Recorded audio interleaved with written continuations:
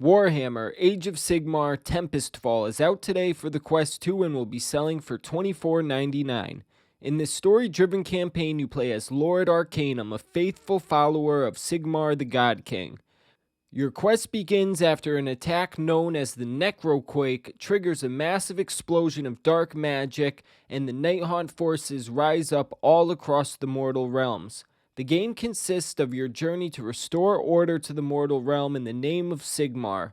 There is also gameplay offered in the form of a wave fighter arena called Storm Trials. It is still in beta, but I wanted to mention it because it offers a good amount of gameplay on its own. Let me just start by saying this is the perfect game for VR. Talking to gods, going on a quest, capturing souls, fighting Nighthaunt forces is all obviously very visually appealing, but even the stuff like opening a 50-foot tall castle door is awesome to do in VR.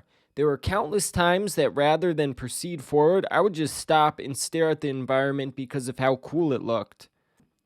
The game offers both free movement and teleportation. The teleportation does look like it needs a little work. It doesn't bother me much because I always use free movement when the option is available, but teleportation has two modes. The first has an arrow at the end of the teleportation beam, which decides which way you face when you land, and it automatically makes you look backwards. Maybe it's on purpose, so when you're fighting enemies it might be helpful, but for regular movement it could be super annoying.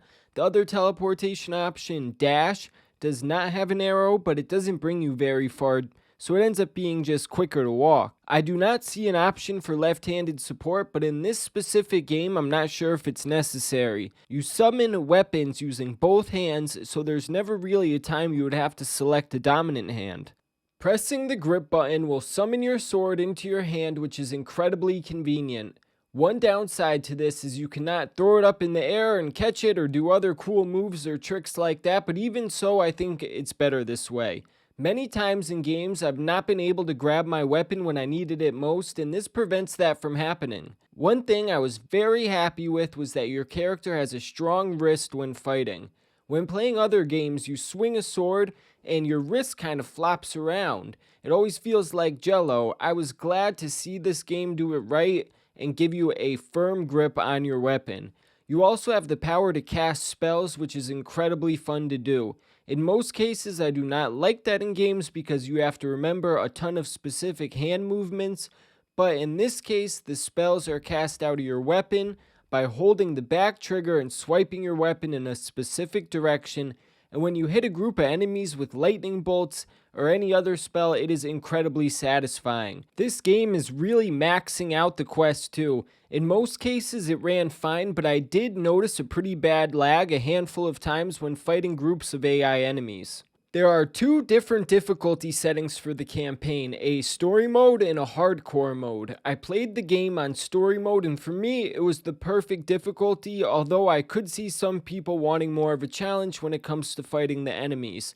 I was worried a few times I would get lost on a side quest and not be able to find my way back to the main campaign, but the progression of the game is very smooth and easy to follow. Now we're down to the million-dollar question: should you buy it? I received the game yesterday, so I'm only a few hours into the campaign. It could have a terrible ending that I don't know about, but from what I've seen so far, it definitely seems worth the money. The game is not perfect, there are more invisible walls than I would have liked, and the enemy stuttering could get annoying, but overall the game has a great story, beautiful environments, and is loads of fun in VR. I'm going to put a link to the game in the video's description if you want to check it out.